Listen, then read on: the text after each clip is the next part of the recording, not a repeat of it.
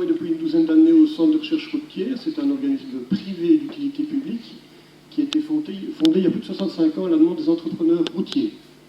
Puisque, après la Seconde Guerre mondiale, il était important de développer l'infrastructure routière et il était important d'étudier tout ce qui était matériaux de construction routière. Et c'est l'une des grandes parties de notre travail au CRF, c'est de travailler sur la recherche au niveau construction.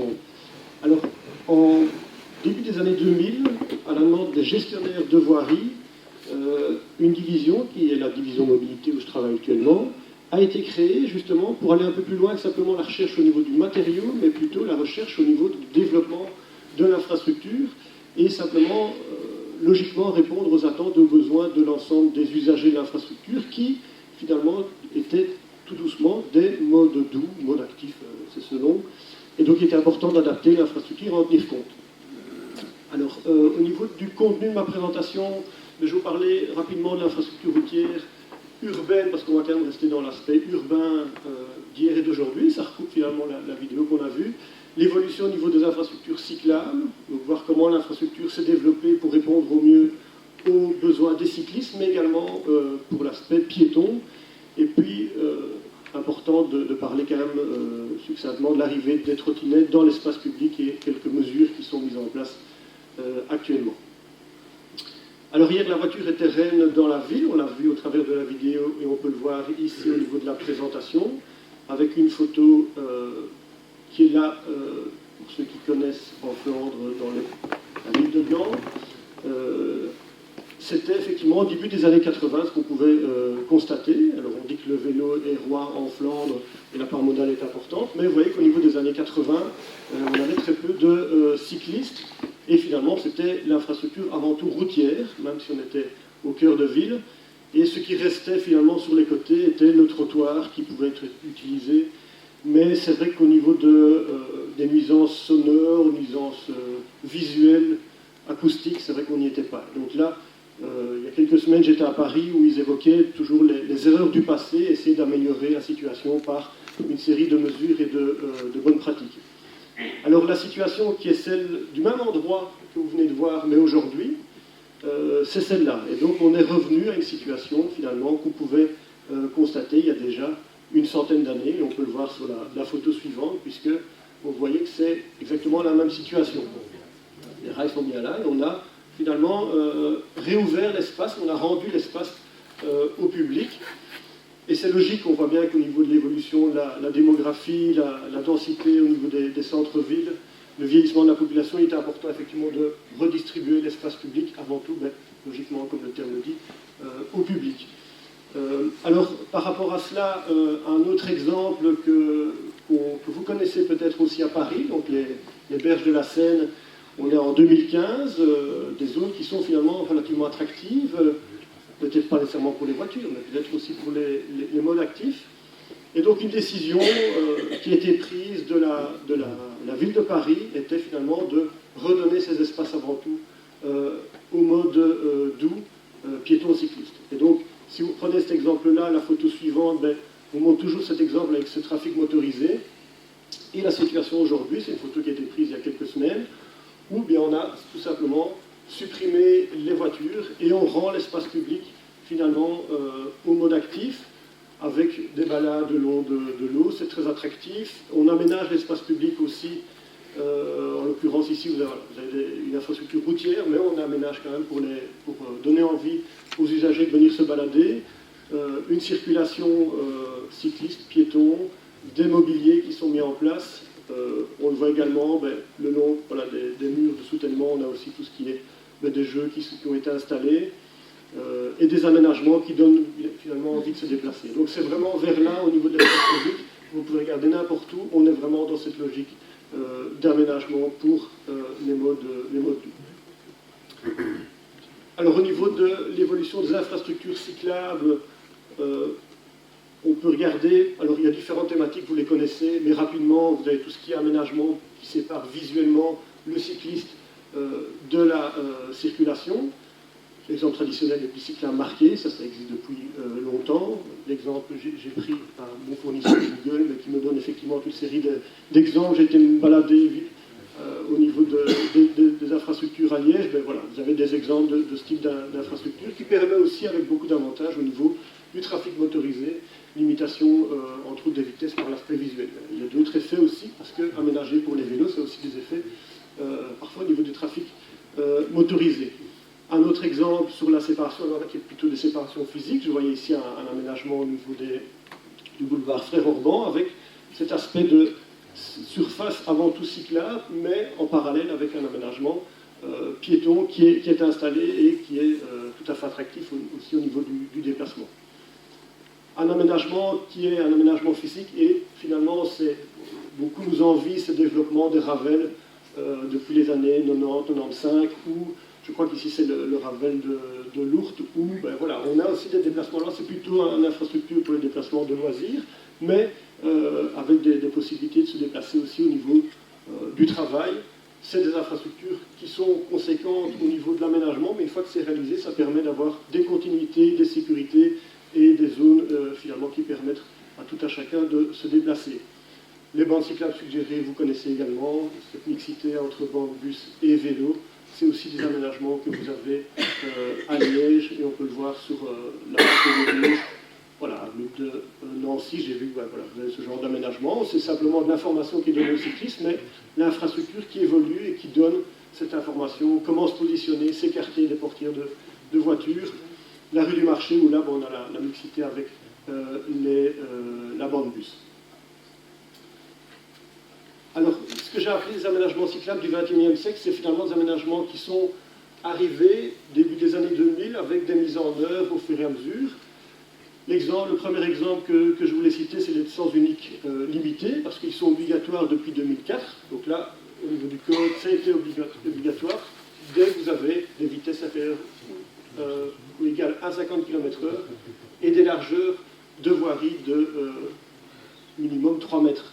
Un exemple ici, alors ne regardez pas la signalisation, parce que la signalisation n'est pas correcte. N'oublions pas qu'il y a un petit additionnel en dessous du panneau sens interdit, sinon le cycliste ne peut pas remonter le sens unique. Mais en tout cas, c'est des aménagements qui se permettent vraiment de rendre l'infrastructure beaucoup plus facile pour le cycliste.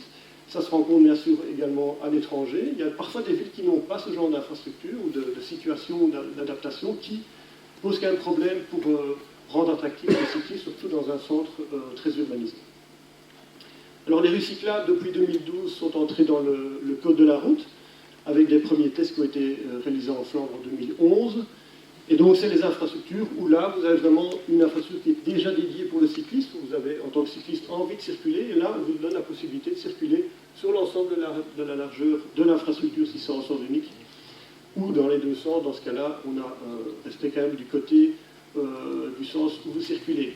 Avec l'intérêt également, et comme on le voyait sur le panneau juste avant, le cycliste ne peut pas être dépassé par l'automobiliste. C'est toujours important de le savoir, et au niveau des communications, c'est important aussi de bien communiquer sur ce genre d'infrastructure, mais c'est quelque chose qui se rencontre beaucoup dans le nord du pays. La première en Wallonie, ça a été fait à Ottigny, donc là c'était la première rue cyclable, mais on peut le voir dans la diapo suivante, tout ce qui se retrouve au niveau des rues cyclables en Europe.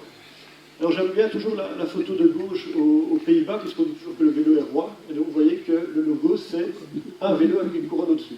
C'est une des inspirations. Bruxelles était intéressée par utiliser le même logo, ça n'a pas été le cas, mais ça montre bien l'importance, et quand vous voyez l'infrastructure, ça donne envie aux cyclistes de se déplacer. Et en Suisse, on l'a en France récemment, en France, qu'on appelle maintenant vélo rue, mais c'est également une infrastructure qui prend de l'ampleur. Les franchissements du feu rouge pour les cyclistes, parfois les automobilistes qui n'utilisent pas le vélo se disent pourquoi lui peut franchir le feu rouge et pas moi. Il y a toute une logique là-dedans, mais donc toujours favoriser le déplacement des vélos, donc les fameux B22, B23 qui apparaissent et qui permettent également de circuler plus rapidement et toujours sans compromettre la sécurité, parce que c'est effectivement toujours avec une logique de sécurité et de respect de la sécurité qui est évaluée. Les autoroutes cyclables sont des infrastructures qui se développent également fort dans le nord du pays. À Bruxelles, on est en train de travailler sur un document qui régit toutes les bonnes pratiques en matière d'aménagement des autoroutes cyclables. Et donc, vous avez une autoroute entre Leuven et Bruxelles pour les cyclistes. Là, on est vraiment plutôt dans un déplacement professionnel avec des infrastructures Là, c'est à droite plutôt, qui ont été, c'est des exemples plutôt aux Pays-Bas, mais là, vous avez vraiment la logique d'autoroute, pas de croisement au niveau du réseau routier, et des ouvrages d'art, un confort qui est tout à fait excellent sur ce genre d'infrastructure. On l'a vu tout à l'heure dans la vidéo au niveau du Danemark, avec aussi ces autoroutes cyclables, mais d'autres pays imitent aussi ces tendances pour favoriser et augmenter la rapidité dans le cadre de déplacements peut-être un peu plus longs pour augmenter l'attractivité des centres-villes. Alors, au niveau des trottoirs, puisqu'on parle ici d'infrastructures piétonnes, eh bien, vous avez le trottoir traditionnel, on est rue de Fer à Namur, et vous avez le trottoir. Rien de plus simple, mais il y a eu quand même des évolutions, puisque maintenant il y a des minimums au niveau des largeurs de trottoirs. On a, que ce soit en région wallonne ou en région flamande, des largeurs minimum 1,50 m. À Bruxelles, on est plutôt sur du 2 mètres, avec certaines proportions à respecter sur les largeurs de trottoirs par rapport aux zones de voirie, donc circulées par le trafic motorisé. Alors, un exemple d'un document que je vous conseille au niveau de la lecture, c'est le cahier de l'Observatoire de la mobilité à Bruxelles, le cahier numéro 5, qui explique toute l'évolution de l'espace public et le partage de l'espace public. Et ce qui permet ici de voir entre 2005, 2010, 2014 l'évolution de la surface des trottoirs. Et vous voyez au niveau de la troisième ligne la part de la voirie dédiée aux trottoirs. Vous voyez que ça évolue. On est maintenant à 37% en 2014. Et vu les investissements, vu les aménagements, si vous allez dans Bruxelles au niveau de l'infrastructure, ça évolue relativement vite. On est certainement encore au-dessus. Donc vous voyez que la part est de plus en plus importante pour la redistribuer finalement aux déplacements piétons. L'évolution de l'accessibilité, j'ai commencé mon travail à l'époque à la SBL Attingo maintenant, donc Gamma, et je me souviens très bien, on était venu à Liège, c'était le tout début de tous les aménagements au niveau de l'accessibilité, qui maintenant est beaucoup plus généralisé en Belgique et à l'étranger, mais donc le placement des éléments podotactiles par exemple, tout ce qui est inflexion des trottoirs, c'est des évolutions qu'on voit et qui permettent de rendre un espace public attractif à l'ensemble des usagers, et donc dans ce cas-ci aux personnes à mobilité réduite. Il y a une évolution également pour l'aspect du confort des revêtements piétons. On travaille actuellement sur le développement d'un équipement qui permet de mesurer le confort des revêtements. Il y a toujours une discussion importante sur le choix des revêtements qui sont faits pour les piétons. Si vous mettez des pavés anciens, c'est très beau au niveau de l'urbanisme, mais ce n'est pas nécessairement ce qui est le plus confortable. Beaucoup de discussions sur des choix d'aménagement qui sont réalisés. Et donc, on nous a demandé à l'époque de travailler sur l'objectivation du confort via un équipement qui est, en résumé, une chaise roulante avec différents capteurs. Ça vous permet de voir à droite les niveaux de confort qui sont atteints par le type de revêtement. Et donc, vous voyez que ça peut aller très bas. Hein, sur des vieux revêtements pavés bombés, on a un confort qui est de moins 4 sur 10. Sur base de cela, une décision au niveau du nouveau plan de mobilité en région de Bruxelles-Capitale est d'obliger que sur les itinéraires piétons prioritaires, il y a un niveau de confort de minimum 8 sur 10. Et donc il y a vraiment une volonté d'augmenter ce niveau de confort pour rendre de plus en plus attractif l'infrastructure piétonne pour l'ensemble des usagers, donc bien sûr pour les personnes à mobilité réduite également. Et puis les trottoirs sont devenus des trottoirs traversants aussi, puisque là on traverse la voirie, c'est plutôt la voirie qui va traverser le trottoir. Et on a des exemples ici où le piéton reste prioritaire, et c'est finalement l'automobiliste qui doit ralentir, voire s'arrêter, puisqu'il franchit un trottoir. Et ça permet d'avoir cette continuité au niveau du déplacement qui est beaucoup plus au niveau de la lisibilité de l'espace public intéressante également. Bien évidemment, les zones piétonnes qui se développent à Liège. Un autre exemple que j'étais un peu obligé de citer, si vous êtes venu récemment à Bruxelles, c'est un espace qu'on ne voit plus, mais donc c'est effectivement les boulevards du centre qui sont devenus piétonniers, comme on peut le voir ici, donc une situation avant aménagement, et la situation qu'on peut rencontrer aujourd'hui, où donc on a vraiment cette suppression de la circulation motorisée et cet aspect, ces espaces publics plus attractifs. Au niveau visuel, on est dans cette situation actuellement avec voilà, toute la zone qui permet d'être circulée en sécurité, tant au niveau piéton que cycliste. Les zones résidentielles, les zones de rencontre sont aussi des aménagements qui sont apparus au fil du temps pour rendre l'espace public aux piétons au mode actif et avec des respects de limitation de vitesse. Hein. Donc dans ce cas-là, on a une limitation de trafic motorisé à 20 km/h et le piéton peut utiliser l'ensemble de la largeur de l'espace public.